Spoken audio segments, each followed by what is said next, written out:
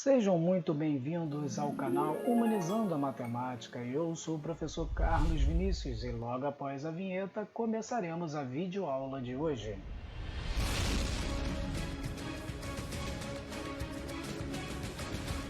Separei 5 questõezinhas acerca de quadriláteros e áreas. Vamos à primeira. No paralelogramo, temos que o ângulo BCD mede 80 graus, a semirreta CM é bissetriz do ângulo BCD e a semirreta BM é bissetriz do ângulo ABC. Calcule a medida do ângulo BMC. Vamos analisar com calma agora. Primeira informação, que o ângulo BCD mede 80 graus, está aí marcada na figura. Segunda coisa, a gente tem que lembrar da aula de quadriláteros, tem uma propriedade que diz que ângulos opostos são congruentes, isto nos paralelogramos, confirmando então como o ângulo A é oposto ao ângulo C, eles são congruentes, 80 para cada um. Vimos também que ângulos consecutivos no paralelogramo são suplementares, e sendo assim, falta 100 para completar 180, e isso significa ser suplementares, a soma dá 180. Mais uma vez, aplicando a propriedade de ângulos opostos serem congruentes, chegamos aqui no ângulo B valendo 100. Agora, analisando o fato da bissetriz ser a semirreta CM, então a gente vai pegar esse ângulo de 80 graus e dividir em duas partes iguais, já que é isso que significa bissetriz, é a semirreta que divide o ângulo em duas partes iguais. O mesmo ocorre quando a gente olha aqui para a bissetriz, BM vai dividir o ângulo que era de 100 graus, o ângulo B, em duas partes iguais, 50 para cada partezinha. Agora, basta olhar para este triângulo formado, que temos os ângulos BMC, 40 graus e 50 graus, e lembrar que a soma dos três ângulos de um triângulo tem que dar 180 graus. O ângulo BMC vai ser igual a 180 menos esses 90 que foram para o outro lado subtraindo, e finalmente chegamos na resposta da primeira questão, que diz que o ângulo BMC vale 90 graus.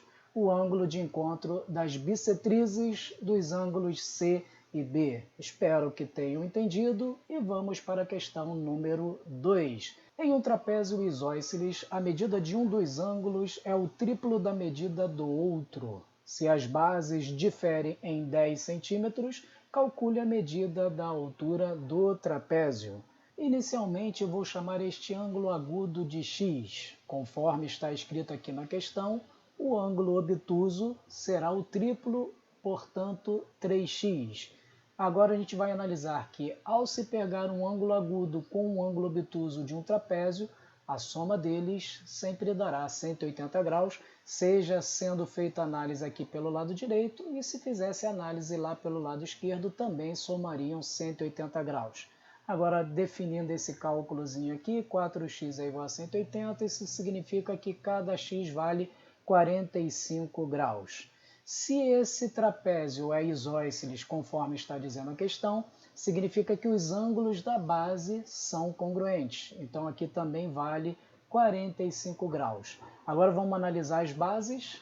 A menorzinha eu vou chamar de Bzinho, e a base maior, que é todo esse segmento aqui, vamos chamar de Bzão. E temos a informação que eles diferem em 10. Vinícius, o que significa isso? É simples, significa que a base maior é a base menor acrescida de 10. Vamos dar uma olhada aqui então no nosso desenho.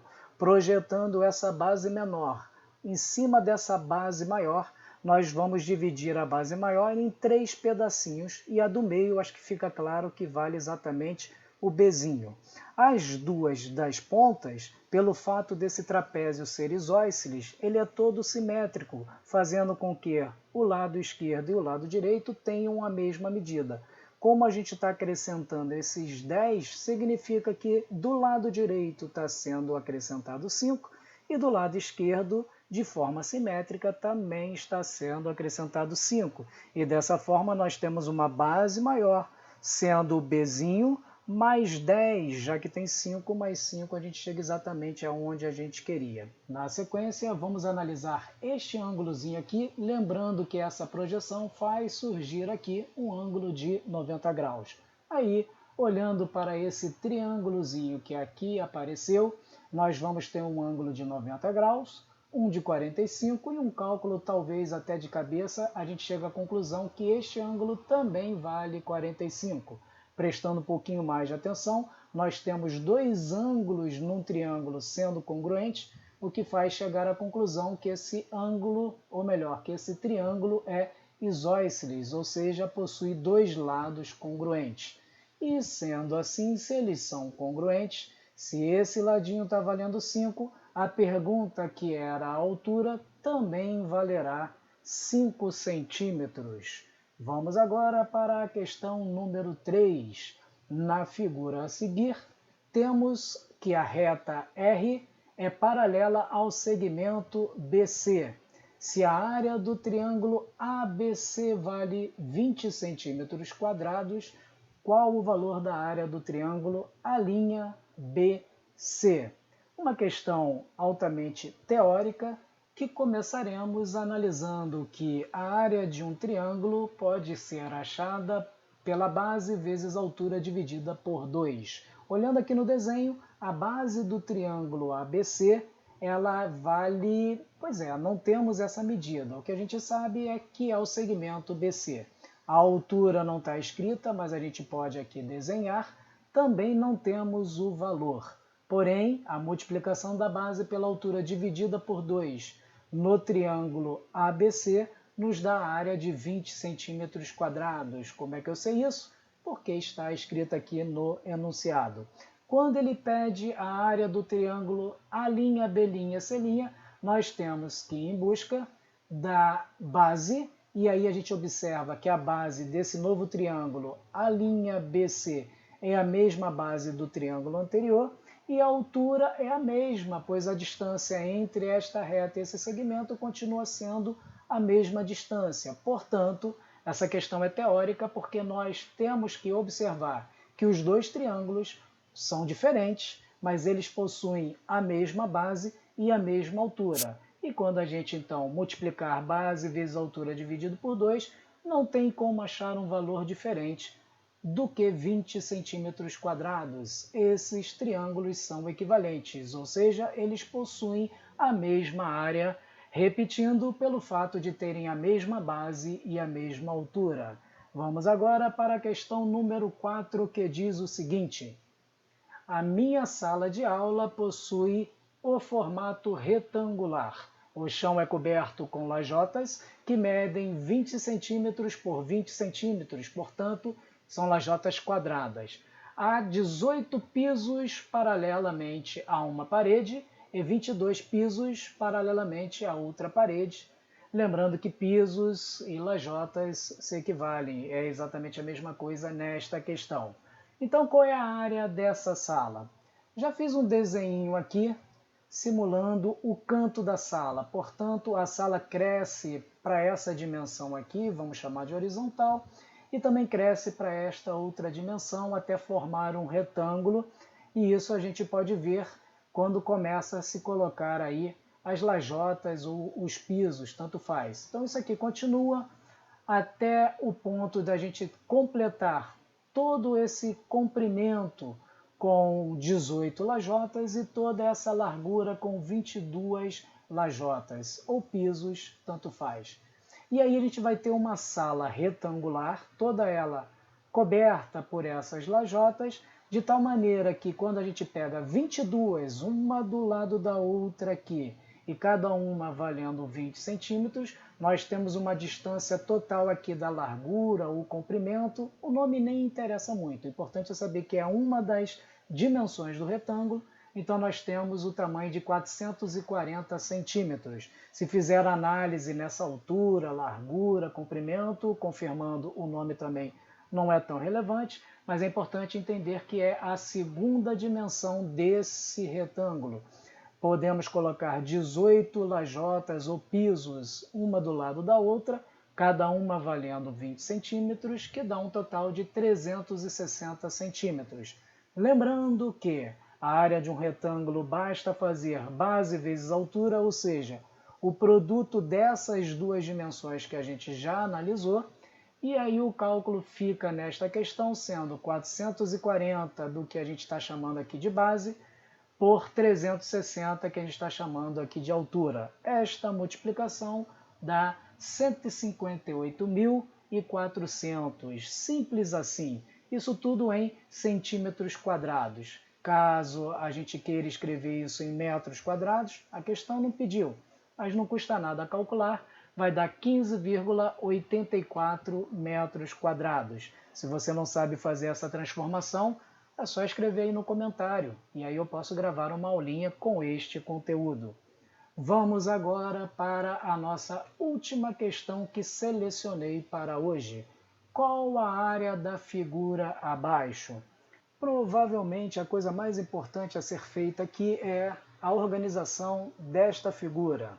A gente olha aqui e é uma figura desconhecida, não existe uma fórmula para este formato. Porém, se a gente fizer aqui um simples corte, a gente vai dividir esta figura em três partes, que eu vou chamar de área 1, área 2 e área 3, e as três áreas são áreas conhecidas. A primeira, por exemplo, trata-se de um trapézio, cuja fórmula é a soma das bases vezes a altura dividido por 2. Temos aqui de forma gratuita, né, a questão deu aí para a gente sem cobrar nada, que a base menor vale 5 e a altura vale 4. O que vai dar um pouquinho de trabalho é descobrir quanto que vale a base maior, que começa aqui e finaliza nesta pontinha aqui. Então vamos lá na nossa análise. Primeiramente, vamos fazer a projeção dessa basezinha 5 aqui embaixo. Então já temos esse pedacinho aqui valendo 2. Na continuação, mais 5, já chegamos a 7. Falta achar só esse pedaço aqui para finalizar. Então, para a gente conseguir isso, vamos falar dessa partezinha aqui, que é a projeção lá do 3, aqui embaixo, no triângulo, que também vale 3. Apesar de estar fora do trapézio, mas vocês vão perceber já já o quanto ela é importante.